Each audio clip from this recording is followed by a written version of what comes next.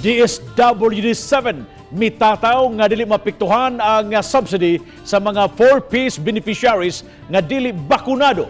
Taliwang kini sa gipatumang palisiya sa pipila ka mga ahensya sa gobyerno nga no vaccine, no subsidy. Apan gipasabot sa taga DSWD-7 nga ubay-ubay pa ka mga 4Ps beneficiary ang wa pa mabakunahi. Siluan mayroon din sa report.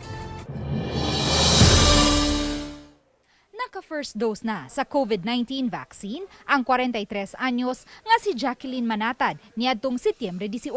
Apan wa na siya motunga alang sa iyang second dose nga nakaschedule unta niadtong October 18. Human siya makasinati og mga sintomas sa COVID-19. Usa ka semana human siya mabakunahi. Makuha po akong banda nga pasikan dose ko. Mahadlok na ko, mahadlok ko nga magpa-second dose na, mag-second dose ba? Usa lang si Jacqueline sa libuan ka mga upunganon nga wala na mobalik alang sa second dose sa ilang bakuna. Ang Local Vaccination Operation Center padayon karong nag-consolidate sa ilang listahan. Apan human gipahibaw sa DILG nga ipatuman niini ang no vaccine, no subsidy, posibleng mapugos na lang si Jacqueline nga magpabakuna. Pa-vaccine na lang dyan ko. Kay, kuhaan man, purpose man. Ha?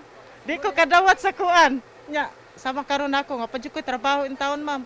As of October 31, ang dakbayan sa Lapu-Lapu adunay 6,013 ka mga 4Ps beneficiaries. Apan gipasabot ni Gia Saison, pango sa Regional Program Management Office sa 4Ps sa DSWD-7, nga ubay-ubay ang mga conditionalities nga nalatid aron mo qualify isip 4Ps beneficiaries. Usa niini nga gikinahanglan nga adunay mga anak nga gipatungha apan wa malakip sa kondisyon ang pagpabakuna batok COVID-19.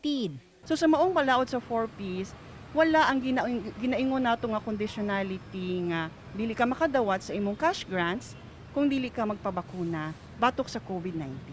Gitataw sa DSWD nga wala pa mabag-o ang balaod. Ug bugtong ang Kongreso lang ang maka-repeal o amend niini. Dugang sa taga DSWD-7 nga masabut ra usab nga ubay-ubay pagyud sa mga 4Ps beneficiaries ang wa pa mabakunahi kay dili pa man lang dugay nagsugod ang pagpamakuna sa A5 category. Wala usay mando gikan sa Central Office nga ilahi ang listahan sa mga bakunado ug dili bakunado.